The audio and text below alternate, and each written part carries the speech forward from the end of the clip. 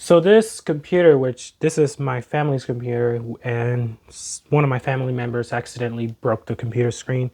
This one's running macOS Big Sur, but on my computer, it's running macOS Catalina, and I'm going to stay on macOS Catalina for a long time.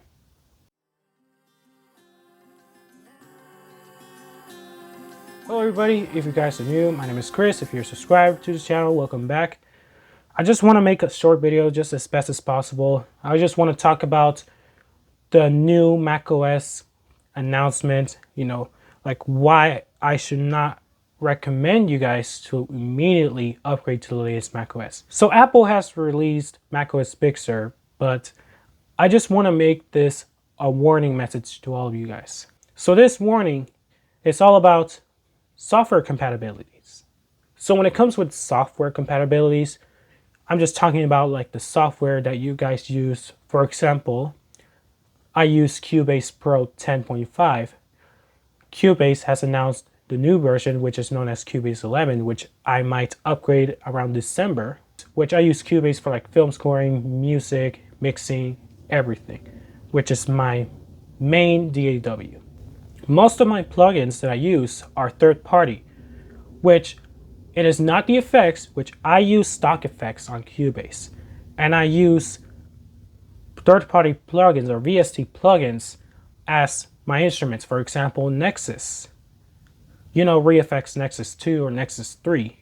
Native Instruments Contact, Native Instruments Reactor. Other DAWs like FL Studio, Studio One, Pro Tools, Digital Performer, and others. So I just want to say this, not just only for musicians, but for everybody. Please do not upgrade to the latest Mac OS. The reason is because the Mac OS is very new. You know that, right? Developers have not brought these softwares that you guys are using to become compatible with the latest software. I was trying Dolby Atmos Production Suite. Since my computer was running Catalina and I was trying to install it, it just marks me an error where that the operating system is too new, which it cannot be installed. But my computer is still running on Catalina and I'm staying there. But hopefully Dolby Atmos will bring that, because I know I tried Dolby Atmos Renderer, but I would upgrade to Nuendo and do a lot of mixing and all that jazz. So before you upgrade to Mac OS Big Sur, you have a lot of apps like Cinema 4D or other types, which it is not just on the Mac App Store. Please wait and stay up to date on every developers, okay? Every software developers, such as Steinberg, for example, ReFX, Motu, Native Instruments, Affinity, Adobe, all of these companies. So once every company, every developer gives an announcement that you may now upgrade to macOS Big Sur, or the software that you're using is now compatible to macOS Big Sur, you're more than welcome to upgrade. But make sure you back up. Use the time machine tool, just in case if there's like problems and everything. I know I heard about macOS Big Sur. It looks like very, very modern. It's like the next level of Windows 10, because I know I switched from Windows 10 to macOS because macOS is like the new Windows 7 to me.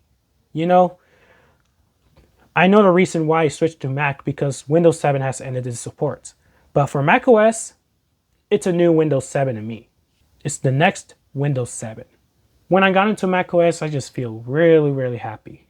I just love it. And I really want to get into Final Cut Pro and iMovie. But, if I want to do a lot of tutorials on Cubase and everything, I don't have to do like very excessive amount of editing. So I would use iMovie on that. But if I were able to spend on a Final Cut Pro, I would do like sit down and talk and everything. When it comes with upgrading to the new macOS, always stay up to date with all of the software developers out there to announce that the software on the new macOS is compatible.